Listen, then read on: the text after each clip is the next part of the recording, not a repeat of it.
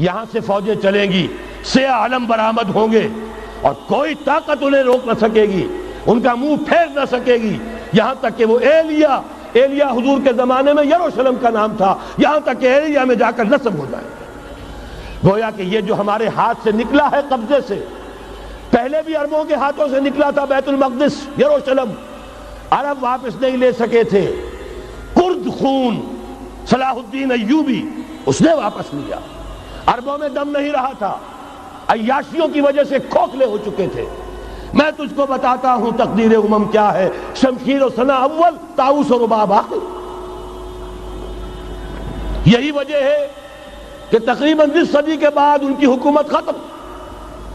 آشمارا حق بود گر خون بارد بر زمین، بر زوال ملک مستعصم امیر المومنی۔ یہ ہوا کہ نہیں ہوا؟ جبکہ آئے ہیں تاتاری ہورڈز، اور جنہوں نے کہ آخری خلیفہ بنو عباس اسے محل میں سے نکالا، ایک کھال کے اندر لپیٹ کر اور اپنے گھوڑوں کے سوؤں تلے کچل دیا۔ عرب معزول کر دیے گئے تھے، لیکن اب دوبارہ عربوں کو جب سہارا ملا ہے، لیکن اب بھی انہوں نے کہیں اسلام قائم نہیں کیا۔ کوئی روس کا غلام رہا، کوئی امریکہ کا غلام رہا، کسی نے اس کا ساتھ دیا، کسی نے اس کا ساتھ دیا۔ تہذیب ہے تو مغربی، تمدن ہے تو مغربی، وضع میں تم ہو نصارہ تو تمدن میں ہنود، یہ مسلمان ہیں جنہیں دیکھ کے شرمائے یہود۔ یہی معاملہ جب ان کا ہوا تو اب اللہ تعالیٰ کی طرف سے ان کے اوپر وہ عذاب کی بھٹی گرم ہونے والی ہے۔ لیکن اس کے بعد پھر یہاں سے جائیں گے وہ جو ان کی مدد کریں گے، اور یہ ایلیا کو واپس لینے والے یہ مشرق سے چلنے والے لشکر ہوں گے۔ یہ اسی علاقے میں جب انقلاب آ جائے گا، یہ علاقہ خراسان اور پاکستان، جب یہاں نظام خلافت قائم ہوگا، یہاں سے اسلام کی توسیع ہوگی، اور یہاں سے جانب مشرق ہند اور جانب مغرب یہ جو یہودیوں کا سیلاب آ رہا ہے، ان دونوں کا مقابلہ کرنے کے لیے انشاءاللہ العزیز، ورنہ یہ اصابتان جو ہے ایک حدیث میں جمع کرنے کی کوئی اور حکمت ہو نہیں سکتی، ورنہ تو ہندوستان پہ کئی لشکر آئے ہیں۔ لیکن یہ کہ در حقیقت اسی وقت جب کہ عالم عرب میں وہ بھٹی دہکے گی، اسی وقت یہاں انقلاب آ چکا ہوگا۔ ایک طرف یہاں سے مدد کے لیے لشکر جائیں گے کہ جو مسلمان عرب جو ہے ان کی مدد کریں گے، حضرت مہدی کے جھنڈے تلے لڑیں گے، حضرت مہدی کی حکومت کو مستحکم کریں گے، یؤتمون للمہدی۔ دوسری طرف وہ ہندوستان کی طرف پیش قدمی کریں گے، اور یہیں سے جیسے اس وقت سیلاب نکلا تھا جزیرہ نما عرب سے، ایک داہنی طرف ایک بائیں طرف، ایران، افغانستان، ترکستان، ادھر مصر، لیبیا، الجزائر، مراکش، موریطانیہ، اسی طریقے سے انشاءاللہ اسی علاقے سے اس کا آغاز ہوگا اور بات آگے بڑھے گی۔ تو غرض اثر حاصل کیا ہے؟ یہ ہونا ہے، پچھلے آثار ثابت کر رہے ہیں کہ ہونا ہے، حضور کی احادیث بتا رہی ہیں کہ یہیں سے ہونا ہے۔ ہوا صرف یہ ہے ہم بھٹک گئے، ہمیں اپنی منزل یاد نہ رہی۔ میں تو بہرحال ان لوگوں میں سے ہوں جنہوں نے نعرے لگائے تھے پاکستان کا مطلب کیا، لا الہ الا اللہ۔ میں سن 46 میں یہاں حبیبیہ ہال میں قائد اعظم نے مسلم اسٹوڈنٹ فیڈریشن کے جس اجلاس کو خطاب کیا تھا، ضلع حصار سے جو 2 ڈیلیگیٹ آئے تھے ان میں سے ایک میں تھا۔ میں نے بہرحال اس تحریک میں بھی حصہ لیا ہے، ایک ننھے کارکن کی حیثیت سے لیا ہے، پھر حالات کو بدلتے اپنے آنکھوں سے دیکھا ہے، ہم کہاں سے کہاں جا پہنچے ہیں۔ ضرورت صرف اس بات کی ہے کہ آج ہمارا حال یہ ہے، ہماری قیادت، ہماری سیاست ان لوگوں کے ہاتھ میں ہے کہ وہ فریب خوردہ شاہی کے پلاہ و کرگسوں میں اسے کیا خبر کہ کیا ہے، تب وہ تاب جاویدانہ۔ ان کی تہذیب مغربی، ان کی ذہنیت مغربی، ان کی وضاقتہ مغربی، ان کا تمدن مغربی، ان کی سوچ مغربی، ان کے سارے اطوار مغربی۔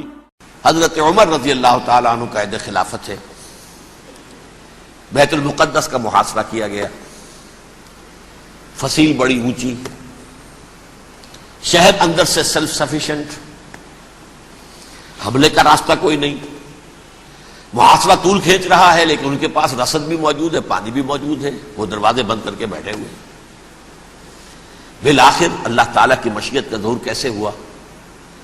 ان کے کچھ علماء آئے فصیل پر، کہا دیکھو مسلمانوں، تم قیامت تک بھی یہاں پڑے رہو گے محاصرہ کر کے، ہمارا یہ شہر فتح نہیں ہوگا۔ ہاں ایک درویش بادشاہ کے ہاتھوں یہ شہر فتح ہونا ہے، لیکن تمہارے اندر ہمیں وہ نظر نہیں آ رہا۔ ابو عبیدہ بن الجراح رضی اللہ تعالی عنہ امین هذه الامہ، ان کا فوراً ذہن گیا وہ درویش بادشاہ مدینے میں بیٹھا ہوا ہے عمر رضی اللہ تعالی۔ اب ایک اور عمر بھی ہے جو قندھار میں بیٹھا ہے، نقشہ وہی ہے، سادگی کی حد تک نقشہ وہی، بالکل وہی، اپنی آنکھوں سے دیکھا ہے وہی سادگی۔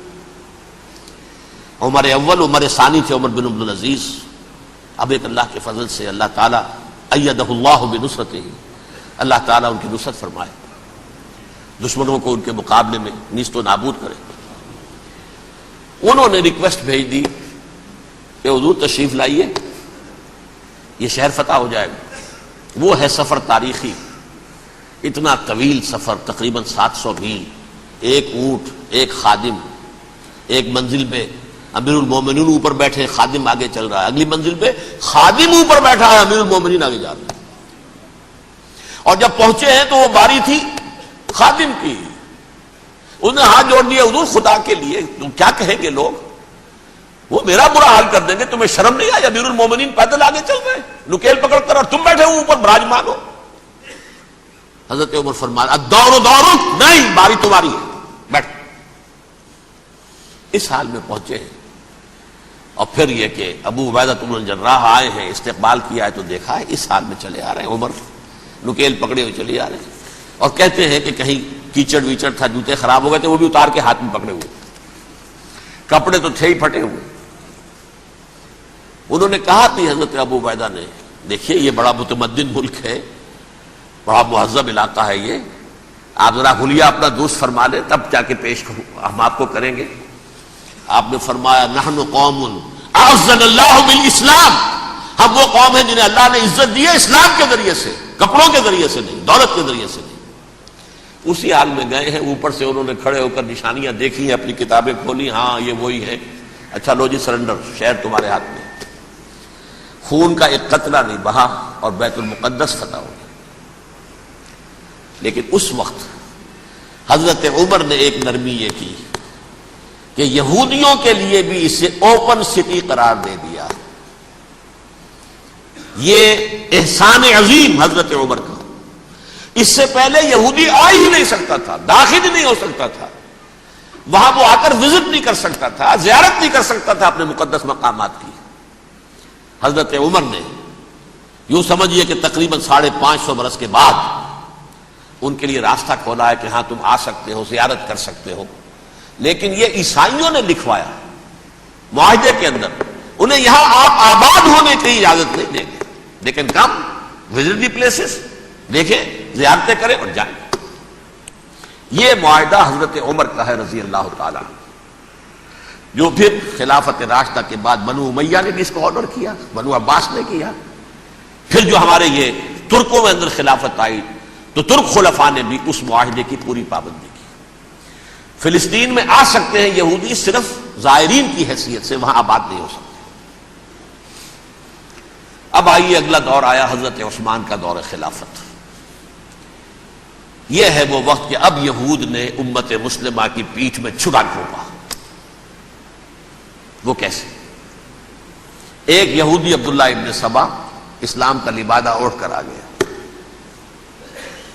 معاشرے کا جائزہ لے لیا، ان میں بنو ہاشم اور بنو امیہ میں جو پرانی کشاکش تھی اس کے کچھ نہ کچھ جراثیم باقی ہیں، اگر ان کو ذرا بھڑکا دے تو مسلمانوں میں انتشار پیدا ہو جائے۔ کہا یہ عثمان کون ہے؟ یہ تو بنو امیہ میں سے ہے، یہ حق تو بنو ہاشم کا ہے، خلافت ان کے پاس ہونی چاہیے، محمد کے تو رشتہ دار وہ ہے صلی اللہ علیہ وسلم۔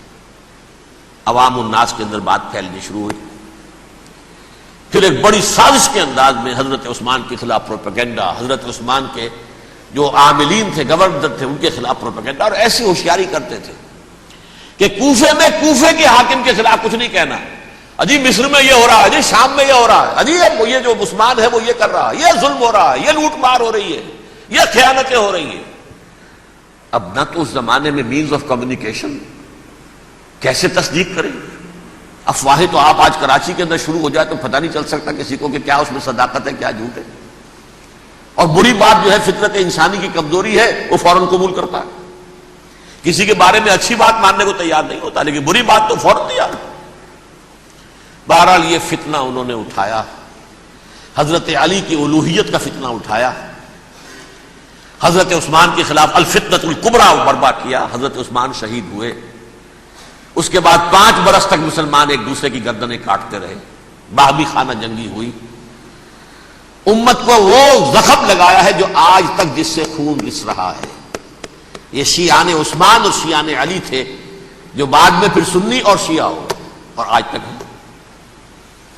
فتنہ کس نے جگایا؟ ایک عبداللہ ابن سبا یہودی اور اس کے کارندے، شیطان کا ایجنٹ، اور انسانوں میں سے بھی اس کے جو بھی حواریین تھے اور شیطانوں کے اندر سے بھی تھے، انہوں نے بھی اس آگ کو بھڑکایا. یہ آپ سوچ لیجئے کہ یہ کس نے وہ زخم لگایا؟ یہودی. اگلا دور آیا، خلافت راشدہ ختم ہوئی، بنو امیہ کا بھی دور کافی گزر گیا. طارق ابن زیاد 712 عیسوی میں حملہ کرتے ہیں اسپین پر. اسپین اس وقت عیسائیت کا بہت بڑا گڑھ، بڑے کٹر ترین عیسائی جو ہے وہ اسپین میں تھے.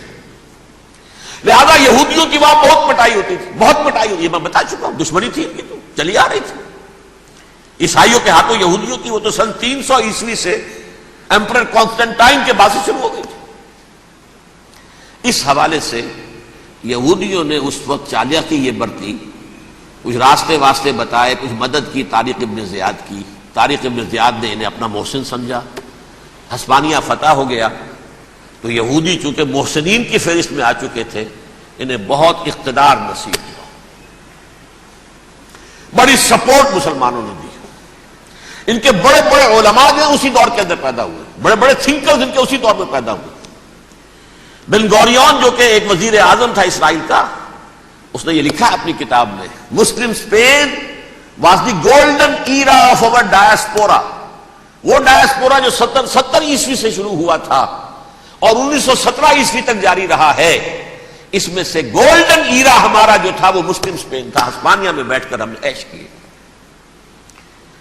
لیکن وہاں سے انہوں نے اور جو کچھ کیا، یہ تو داستان کے بہت سے گوشے ہیں، لیکن میں جس اسٹریٹ لائن میں چل رہا ہوں اس کے اعتبار سے ایک بات سمجھ لیجیے. وہاں بیٹھ کر انہوں نے اب عیسائیت کی پیٹھ میں چھرا گھونپا، پروٹیسٹنٹ مذہب پیدا کیا، تقسیم کر دیا. جیسے شیعہ سنی کی تقسیم، عبداللہ ابن سبا. رومن کیتھولک اور پروٹیسٹنٹ کی تقسیم، یہودی علماء. ہوتا کیا تھا؟ ہسپانیہ کی یونیورسٹیاں ہیں، کارڈووا میں ہے، ٹولیڈو میں ہے، گریناڈا میں ہے، غرناطہ، قرطبہ، تولیتلا. اور وہاں آتے تھے لوگ، فرانس سے چلے آ رہے ہیں نوجوان پڑھنے کے لیے، جرمنی سے چلے آ رہے ہیں، اٹلی سے چلے آ رہے ہیں. 3 ہی ملک قریب ترین پڑھتے ہیں سینٹرل جو یورپ کے ہیں. یہاں پر جو ہے وہ اسلام جو نور پھیلا رہا تھا اس سے بھی مستفیض ہوئے.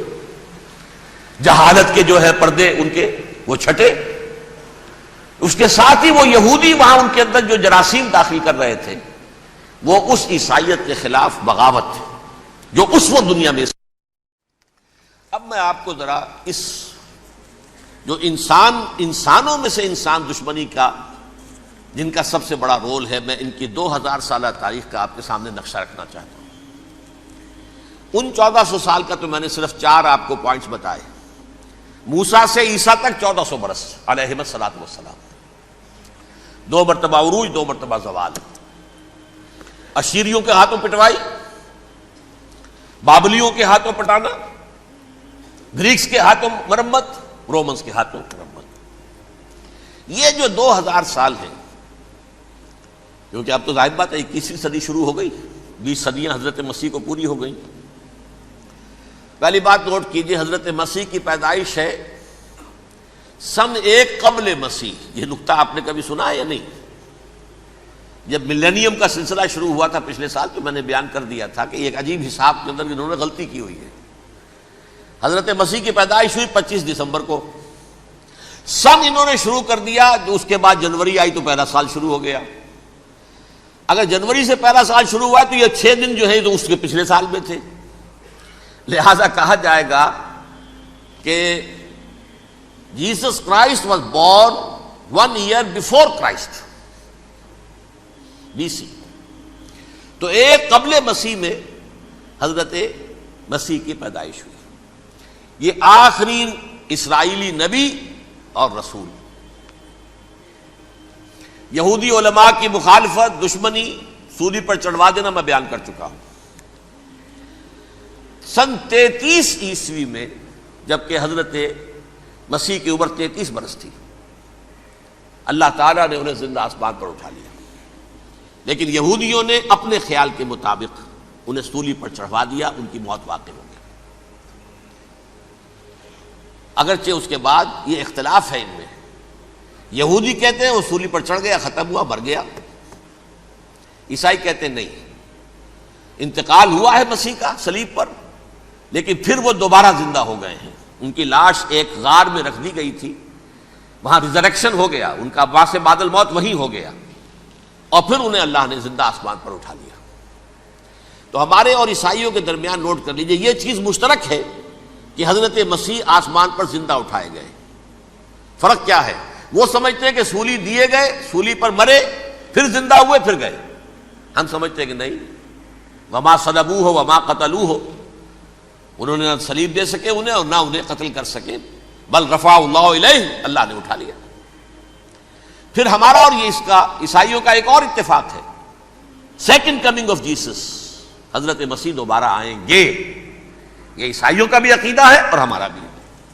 بہرحال تو جیسا کہ میں نے عرض کیا کہ اس وقت یہ عذاب استیصال، عذاب اکبر کے مستحق ہو چکے تھے، لیکن اللہ نے ان کی مدت دراز کی ہے. لیکن ان پر دنیاوی عذاب کا ایک کوڑا جو ہے اللہ تعالیٰ کی طرف سے اسی وقت برسا. دنیاوی عذاب دنیا میں رہتے ہوئے ختم نہیں کیا گیا. 37 برس بعد حضرت مسیح کے رفع سماوی کے 37 برس بعد سن 70 میں یہودیوں نے بغاوت کی رومیوں کے خلاف. رومی ٹائٹس جنرل تھا ایک، اس نے پھر جو حملہ کیا ہے، 1,33,000 یہودی ایک دن میں قتل کیا یروشلم میں،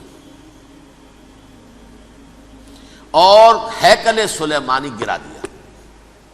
وہ ہیکل پہلے بھی گرا تھا، پہلے 1400 سال کے دوران میں بھی نبوکڈنضر نے گرایا تھا، لیکن پھر اس کے 150 سال بعد انہوں نے دوبارہ بنا لیا تھا، اس لیے وہ اسے سیکنڈ ٹیمپل کہتے ہیں. پہلا ٹیمپل جو حضرت سلیمان نے بنایا تھا، نبوکڈنضر نے گرا دیا 587 قبل مسیح میں، پھر دوبارہ انہوں نے 150 سال کے بعد بنا لیا. وہ اس تاریخ کا حصہ ہے، میں نے جس کے بارے میں آپ کو تفصیل نہیں بتائی. اس میں یہ ہوا سن 70 میں وہ گرا دیا گیا، وہ آج تک گرا پڑا ہوا ہے. نمبر 2 یہ کہہ دیا گیا کہ یہودیوں اس ارض فلسطین سے نکل جاؤ، تم یہاں نہیں رہ سکتے. اب لہذا جس کا جہاں سینگ سمایا چلا گیا. یورپ میں چلے گئے، ایشیا میں آ گئے، عرب میں آ گئے. یہ 3 قبیلے جو رات بھی میں نے عرض کیا تھا، بنو قینقاع، بنو نذیر اور بنو قریظہ، یہ وہاں سے آ کے مدینے میں آباد ہو گئے. جس کا جہاں سینگ سمایا، افریقہ میں، ہندوستان میں، جہاں چلے گئے. ڈایاسپورا اسے کہتے ہیں، وہ آپ نوٹ کر لیجیے اس لفظ کو، ڈایاسپورا. ہمارا دور انتشار، جبکہ ہمیں ہماری اصل سرزمین تو فلسطین ہے، حضرت ابراہیم کا مسکن، حضرت اسحاق، حضرت یعقوب کا مسکن فلسطین، یہ ہے ہماری اصل جاگیر، یہ تو ہماری جدی پشتی جاگیر ہے. لیکن یہاں سے نکال دیے گئے سن 70 عیسوی میں، اور وہاں سے لے کے 1917 تک ان کا ڈایاسپورا جاری رہا. یہ دور انتشار ہے. اس دور انتشار کے اب چند حصے ہیں جس کو میں چاہتا ہوں کہ آپ علیحدہ علیحدہ سمجھ لیں. دور انتشار کا جو پہلا جو ہے تقریباً 300 برس رومی حکمران تھے. وہ یہودیوں کے بھی دشمن تھے اور عیسائیوں کے بھی دشمن تھے. عیسائی اور یہودی ایک دوسرے کے بھی دشمن تھے، لیکن رومی سمجھتے تھے کہ یہ ایک ہی تھیلی کے چٹے بٹے ہیں.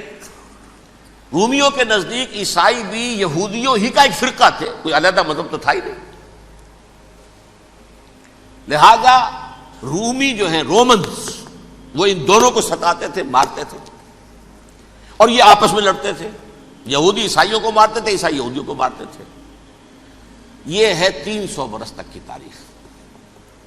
سن 300 عیسوی میں کیا ہوا؟ ایک معجزہ ہو گیا۔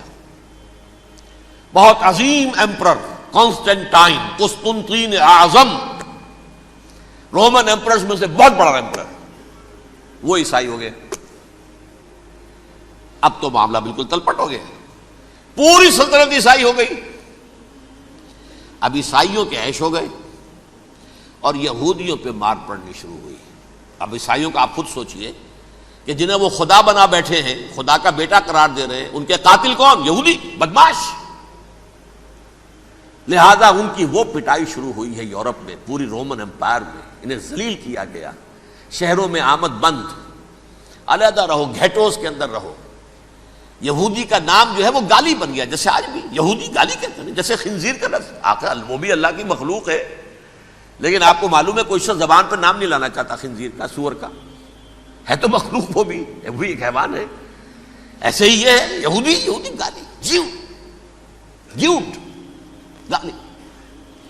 لہذا ایک طرف تو ان دونوں کے درمیان دشمنی، جس کو قرآن کہتا ہے وَأَغْرَيْنَا بَيْنَهُمُ الْعَدَاوَةَ وَالْبَغْضَاءَ، ہم نے ان کے مابین دشمنی جو ہے پیدا کر دی۔ اور جب یہ پوری سلطنت عیسائی ہو گئی تو قافیہ تنگ ہو گیا یہودیوں کا۔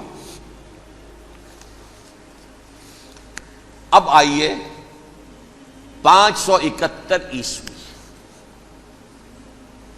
یعنی جب کہ ڈائسپورا کو کتنا عرصہ ہو چکا تھا؟ 500 برس۔ سن 70 سے شروع ہوا نا ڈائسپورا، جب ٹائٹس نے گرایا ہے ہیکل کو اور نکال باہر کیا انہیں فلسطین سے، بھاگ جاؤ یہاں ایک یہودی بھی نہیں رہے گا، فلسطین سے نکال دیے گئے۔ اس کے پورے 500 برس بعد سن 571 عیسوی میں حضور کی پیدائش ہوئی، ولادت باسعادت محمد الرسول اللہ صلی اللہ علیہ وسلم۔ 610 میں آپ پر وحی کا آغاز ہوا، لیکن حضور کے ساتھ ان کا معاملہ کیا رہا؟ اول تو جبکہ حضور ابھی مکے ہی میں تھے، یہودیوں نے ریشہ دوانیاں شروع کر دی حضور کے خلاف۔ قریش مکہ کو سکھاتے تھے، پڑھاتے تھے، ان سے یہ پوچھو، ان سے یہ پوچھو، انہیں اس طرح تنگ کرو، ان سے یہ امتحان لو، یہ آپ کے علم میں ہے۔ سورہ بنی اسرائیل میں، سورہ کہف میں وہ سوالات جو امتحانی سوالات آئے تھے، ذوالقرنین کون تھا، اصحاب کہف کون تھے، تم رسول بنے پھرتے ہو تو بتاؤ، اور یہ روح کی حقیقت کیا بتاؤ۔ یہ ساری ریشہ دوانیاں کر رہے تھے بیٹھے ہوئے، ابھی وہیں پر حضور ابھی پہنچے بھی نہیں۔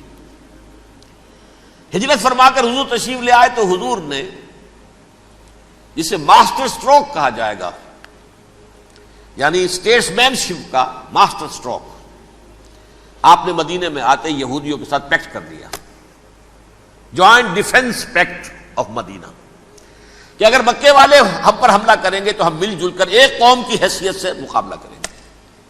یہ میثاق مدینہ کہلاتا ہے، جس کے بہت غلط معنی پہنائے جا رہے ہیں آج کل۔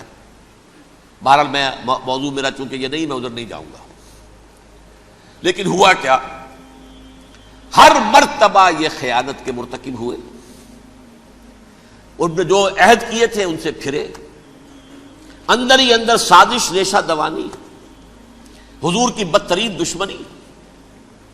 سورہ نساء کی آیت نمبر 12 میں 14 میں 13 میں فرمایا ہے لا تزال تطلع علی خائنۃ منہم، اے نبی ہمیشہ آپ کے علم میں ان کی طرف سے خیانتیں، بددیانتیاں آتی رہیں گی۔ اور بار بار وہ مسلسل جنگ کی آگ بھڑکاتے تھے، قریش کو دعوت دیتے، آؤ آؤ آؤ ہم اندر سے بغاوت کر دیں گے، تم آؤ تو صحیح، ختم کریں محمد کو اور اہل ایمان کو صلی اللہ علیہ وسلم ورضی اللہ تعالی عنہم اجمعین۔ لیکن پھر جب وہ آتے تھے تو یہ دبک جاتے تھے، ان میں ہمت نہیں تھی، میدان کے مرد نہیں رہے تھے۔ یہ سورہ حشر میں ان کا نقشہ کھینچا گیا ہے، کھلے میدان میں مقابلے کی اس کے اندر صلاحیت ہی نہیں ہے۔ یہ تو فصیلوں کے پیچھے سے، جیسے عورتیں کہیں دیہات میں لڑائی ہوتی ہے تو مرد جو ہے گلیوں میں لڑتے ہیں، عورتیں اوپر سے پتھر پھینکتی ہیں، بس وہ کام یہ کر سکتے تھے، من ورائے جدر، فصیلوں کے پیچھے سے، جنگ میں میدان میں نہیں آ سکتے۔ بہرحال قرآن مجید میں ہے یہ، سورہ مائدہ کی آیت نمبر 64، کلما اوقدوا نارا للحرب اطفاها اللہ، اکثر و بیشتر مواقع پر تو یہ جب آگ بھڑکاتے تھے جنگ کی، اللہ اسے بجھا دیتا تھا. لیکن بہرحال اس کے باوجود جنگیں ہوئی، غزوہ بدر، غزوہ احد ہوئی کہ نہیں؟ یہ ساری اصل شرارت ہوئی. اور اس کے نتیجے میں حضور نے پھر ایک ایک کر کے 3 قبیلوں کو سزا دی. غزوہ بدر کے فوراً بعد بنو قینقاع نکالے گئے مدینے سے، غزوہ احد کے فوراً بعد بنو نذیر نکالے گئے، اور غزوہ احزاب کے بعد بنو قریظہ نکال دیے گئے. یہ تو میں نے آپ کے سامنے رکھ دیا صرف حضور کے زمانے میں ان کا کیا رویہ رہا. دشمن، رات بھی ہم نے وہ آیت پڑھی تھی، لَتَجِدَنَّ أَشَدَّ النَّاسِ عَدَاوَةً لِلَّذِينَ آمَنُوا الْيَهُودُ وَالَّذِينَ أَشْرَكُوا.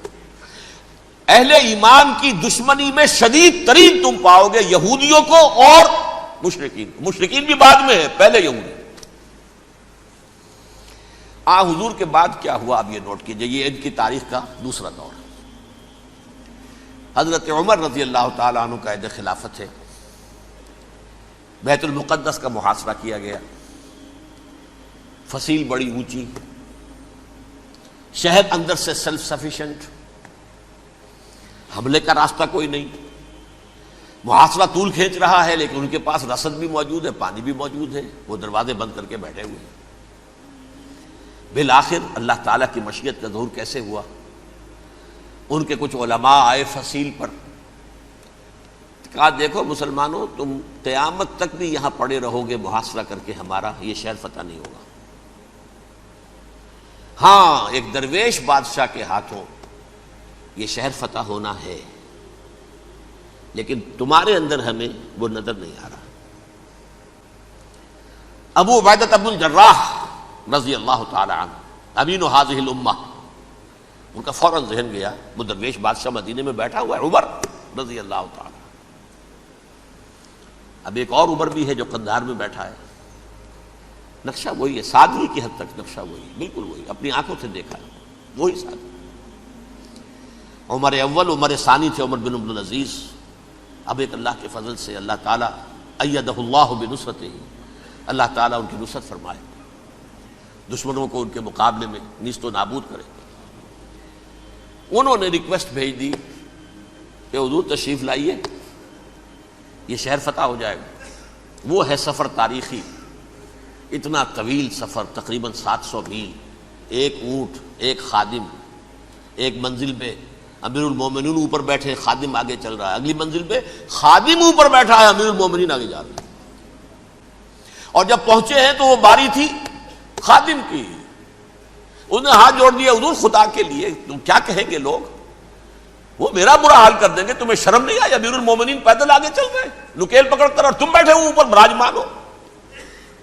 حضرت عمر فرمایا الدور دورک، نہیں باری تمہاری ہے، بیٹھ. اس حال میں پہنچے ہیں. اور پھر یہ کہ ابو عبیدہ بن الجراح آئے ہیں، استقبال کیا ہے تو دیکھا ہے اس حال میں چلے آ رہے ہیں. عمر نکیل پکڑے ہوئے چلے آ رہے ہیں، اور کہتے ہیں کہ کہیں کیچڑ ویچڑ تھا، جوتے خراب ہو گئے تھے، وہ بھی اتار کے ہاتھ میں پکڑے ہوئے، کپڑے تو تھے ہی پھٹے ہوئے.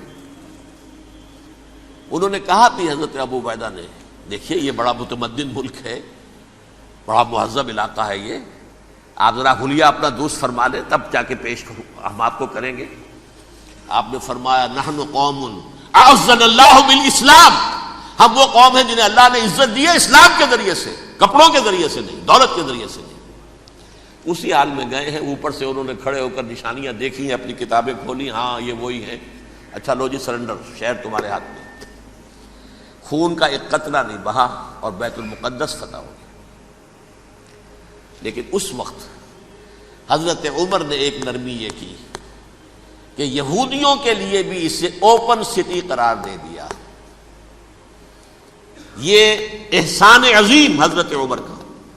اس سے پہلے یہودی آ ہی نہیں سکتا تھا، داخل ہی نہیں ہو سکتا تھا، وہاں وہ آ کر وزٹ نہیں کر سکتا تھا، زیارت نہیں کر سکتا تھا اپنے مقدس مقامات کی.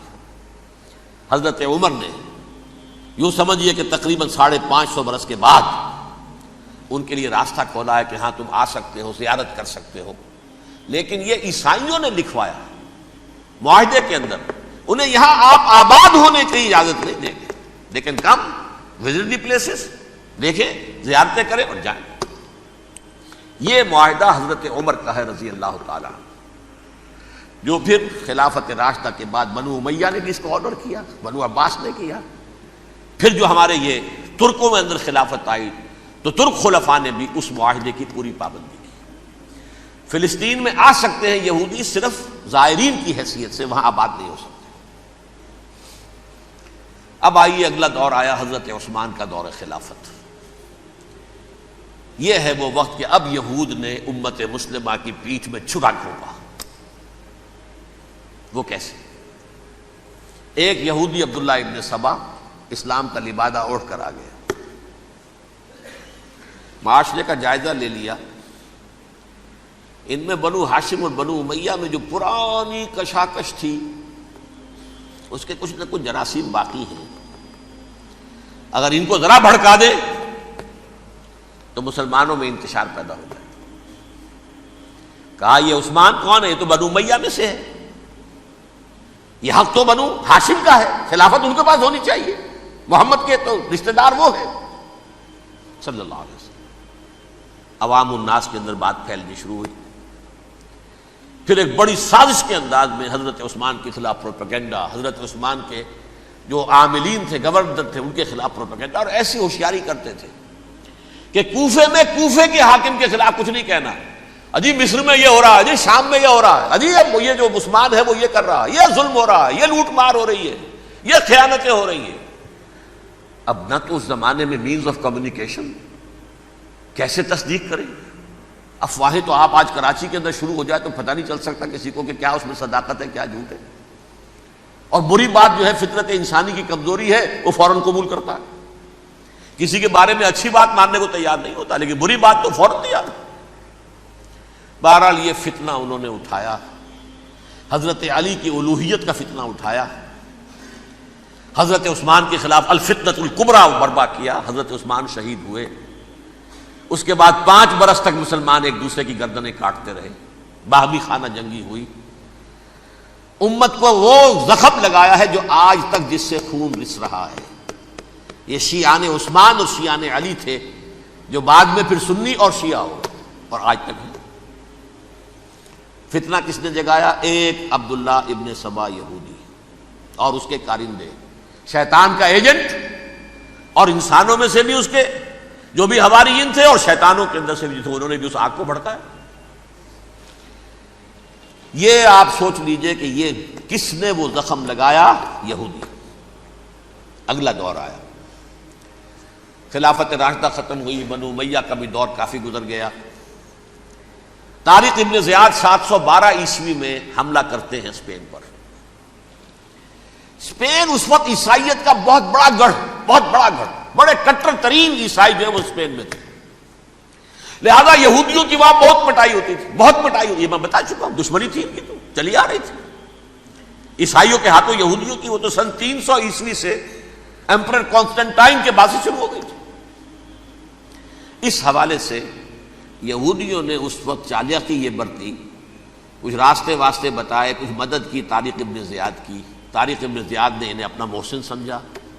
ہسپانیہ فتح ہو گیا تو یہودی چونکہ محسنین کی فہرست میں آ چکے تھے، انہیں بہت اقتدار نصیب ہوا، بڑی سپورٹ مسلمانوں نے دی. ان کے بڑے بڑے علماء جو اسی دور کے اندر پیدا ہوئے، بڑے بڑے تھنکرز ان کے اسی دور میں پیدا ہوئے.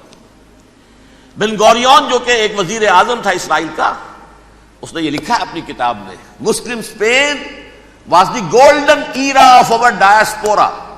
وہ ڈائسپورا جو 70 عیسوی سے شروع ہوا تھا اور 1917 عیسوی تک جاری رہا ہے، اس میں سے گولڈن ایرا ہمارا جو تھا وہ مسلم اسپین تھا. ہسپانیہ میں بیٹھ کر ہم نے عیش کیے. لیکن وہاں سے انہوں نے اور جو کچھ کیا، یہ تو داستان کے بہت سے گوشے ہیں، لیکن میں جس اسٹریٹ لائن میں چل رہا ہوں اس کے اعتبار سے ایک بات سمجھ لیجیے. وہاں بیٹھ کر انہوں نے اب عیسائیت کی پیٹھ میں چھرا گھونپا، پروٹیسٹنٹ مذہب پیدا کیا، تقسیم کر دیا. جیسے شیعہ سنی کی تقسیم، عبداللہ ابن سبا، رومن کیتھولک اور پروٹیسٹنٹ کی تقسیم، یہودی علماء. ہوتا کیا تھا؟ ہسپانیہ کی یونیورسٹیاں ہیں، کارڈووا میں ہے، ٹولیڈو میں ہے، گریناڈا میں ہے، غرناطہ، قرطبہ، تولیتلا، اور وہاں آتے تھے لوگ فرانس سے چلے آ رہے ہیں نوجوان پڑھنے کے لیے، جرمنی سے چلے آ رہے ہیں، اٹلی سے چلے آ رہے ہیں، 3 ہی ملک قریب ترین پڑھتے ہیں سینٹرل جو یورپ کے ہیں۔ یہاں پر جو ہے وہ اسلام جو نور پھیلا رہا تھا اس سے بھی مستفیض ہوئے، جہالت کے جو ہے پردے ان کے وہ چھٹے، اس کے ساتھ ہی وہ یہودی وہاں ان کے اندر جو جراثیم داخل کر رہے تھے وہ اس عیسائیت کے خلاف بغاوت تھی جو اس وقت دنیا میں عیسائیت اس وقت تھی۔ پوپ کا راج تھا دنیا میں اس وقت، یورپ میں جو عیسائیت تھی اس میں ایک طرف بادشاہ تھے، لیکن بادشاہوں کی حیثیت وہاں پر یوں سمجھ لیجئے کٹ پتلیوں کی تھی، اصل قوت پوپ کے ہاتھ میں تھی۔ اور پوپ کو انہوں نے جیسے قرآن نے کہا اتخذوا احبارهم ورهبانهم اربابا من دون اللہ، کیونکہ سینٹ پال نے شریعت موسوی ساقط کر دی تھی تو اب شریعت تھی ہی نہیں، پوپ کو اختیار تھا جس چیز کو چاہے حلال قرار دے دے، جس چیز کو چاہے حرام قرار دے دے۔ اتخذوا احبارهم ورهبانهم اربابا من دون اللہ۔ انہوں نے کہا صاحب یہ پوپ کس بلا کا نام ہے، یہ بھی انسان ہے۔ بات تو ٹھیک تھی نا، اصل حیثیت تو کتاب کی ہونی چاہیے نا، ڈیوائن بک، دی ریویلڈ اسکرپچر۔ لہذا اور یہ کتاب ہر شخص پڑھ سکتا ہے، کوئی پوپ کے باپ کو جو ہے کوئی اس کے لیے پروپرائٹری رائٹس تو نہیں ہے کہ صرف پوپ پڑھ سکتا ہے یا پادری پڑھ سکتے ہیں، ہم بھی پڑھ سکتے ہیں، ہم بھی سمجھ سکتے ہیں۔ یہ باتیں تھی کہ جن کو بڑھا چڑھا کر بیان کر کے اور پوپ کا اقتدار ختم کرا دیا اور توجہ مرکوز کر دی بائبل کی طرف۔ اب بائبل میں بڑا حصہ تو اولڈ ٹیسٹامنٹ کا ہے۔ نتیجہ کیا ہوا؟ یہود کی عظمت پروٹیسٹنٹس کے نزدیک مسلم ہو گئی۔ اصل قوم تو یہ ہے، وہ دشمنی بدلی کہ نہیں بدلی؟ موسیٰ کے امتی یہ ہے، تورات موسیٰ کو دی گئی، ابراہیم کی نسل یہ ہے۔ لہذا وہ جو دشمنی تھی، جو عداوت تھی کہ ہمارے خدا کو سولی چڑھانے والے ہیں یہ بدماش، اس کا ازالہ ہوا اس پروٹیسٹنٹ مذہب کے نتیجے میں۔ یہ میں اب آپ کو بتاتا ہوں کہ ایک نتیجہ وہ نکلا ہے جسے برٹرنڈ رسل نے بیان کیا ہے، اس کی کتاب ہے ان پریز آف آئیڈلنس، صفحہ 108۔ وہ لکھتا ہے the Christians retaining the Judaic belief in special revelation added to it the Roman desire for worldwide domination and the Greek taste for metaphysical subtleties. The combination produce the most fiercely persecuting religion that the world has yet known. یہ 3 چیزیں آ کر عیسائیت میں مل گئی۔ ایک تو جب یہ اولڈ ٹیسٹامنٹ جو ہے وہ ان کے ہاتھ میں آ گئی، اور اس کے میں کچھ آپ کو بتا دیتا ہوں کہ اولڈ ٹیسٹامنٹ کی تعلیمات، کیونکہ یہ اولڈ ٹیسٹامنٹ جو ہے یہ محرف تھی، اصل تورات تو گم ہو گئی تھی 587 قبل مسیح میں، جب پہلی مرتبہ ہیکل جو ہے تباہ ہوا ہے اس وقت ختم ہو گئی تھی۔ اس کے کوئی 150 سال کے بعد انہوں نے یادداشتوں سے مرتب کر کے لکھی ہے۔ اب اس میں ان کے اپنے خیالات، اپنے امانی، اپنی توجیحات وہ شامل ہو گئیں۔ لہذا میں آپ کو حوالے دیتا ہوں اس کتاب کے اندر مظالم کی جو تعلیم دی گئی ہے۔ اہل کتاب نے اپنے مظالم قتل عام کے جواز کے لیے تورات میں تبدیلیاں کی اور پیغمبروں پر دہشت ناکی اور بدترین حرام کاری کے الزامات لگائے۔ سنیے، پہلا حوالہ ہے یہ گنتی باب 31 آیات 17-18۔ اس لیے ان بچوں میں جتنے لڑکے ہیں سب کو مار ڈالو، اور جتنی عورتیں مرد کا منہ دیکھ چکی ہیں ان کو بھی قتل کر ڈالو، لیکن ان لڑکیوں کو جو مرد سے واقف نہیں اور اچھوتی ہیں اپنے لیے زندہ رکھو۔ یہ کسی اللہ کی کتاب کا یہ جملہ ہو سکتا ہے؟ کسی ریویلڈ بک کا؟ اور سنیے، یہ ہے استثناء ڈیٹرانومی باب 20 آیت 16-18۔ پر ان قوموں کے شہروں میں جن کو خداوند تیرا خدا میراث کے طور پر تجھ کو دیتا ہے، کسی ذی نفس کو جیتا نہ بچا رکھنا، جیسا خداوند تیرے خدا نے تجھ کو حکم دیا بالکل نیست کر دینا۔ مرد، عورتیں، بچے، بوڑھے سب ختم۔ یہ کتاب مقدس ہے۔ اور سنیے، سیموئیل باب 27 آیت نمبر 9. اور داؤد نے اس سرزمین کو تباہ کر ڈالا اور عورت مرد کسی کو جیتا نہ چھوڑا. نمبر 4، ان سب آباد شہروں کو ماں، عورتوں اور بچوں کے بالکل نابود کر ڈالا. کتاب استثناء باب 3 آیت 6. یہ ہے جو کہہ رہا ہے برٹرنڈ رسل. کرسچینٹی میں آ کر اب یہ 3 چیزیں شامل ہو گئی.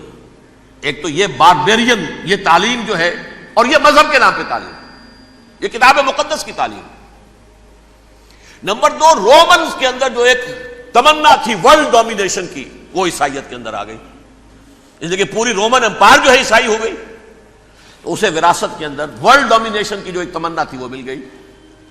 اور پھر یہ کہ انہوں نے جو توہمات تھے یونانیوں کے، ان کو بھی اپنے ہاں مختلف شکلوں کے اندر جمع کر لیا. ان 3 چیزوں کا the combination produced the most fiercely persecuting religion that the world has yet known. اس کے نتیجے میں دنیا میں تاریخ انسانیت کے اندر جو بدترین خوخار ترین مذہب ہو سکتا ہے، وہ شکل عیسائیت نے اختیار کی. اور اس کا مظہر عتم کیا تھا؟ نوٹ کیجئے، صلیبی جنگیں. ایک بات ٹائم ٹیبل کے اعتبار سے نوٹ کر لیجئے گا. فرسٹ ملینیم ختم ہوا، سیکنڈ شروع ہوا. ان کے 1000 سال ختم ہوئے تو 11ویں صدی میں سیکنڈ ملینیم شروع ہوا، تو پہلی صلیبی جنگیں ہوئی. لاکھوں مسلمان قتل کیے. صرف یروشلم کے اندر اتنا خون بہایا ہے کہ خود ان کے ہسٹورینز لکھتے ہیں کہ جب ان صلیبیوں نے جب گھوڑوں کے ساتھ وہ چل رہے تھے گلیوں میں، تو ان کے گھوڑوں کے گھٹنوں تک خون کی ندی بہ رہی تھی.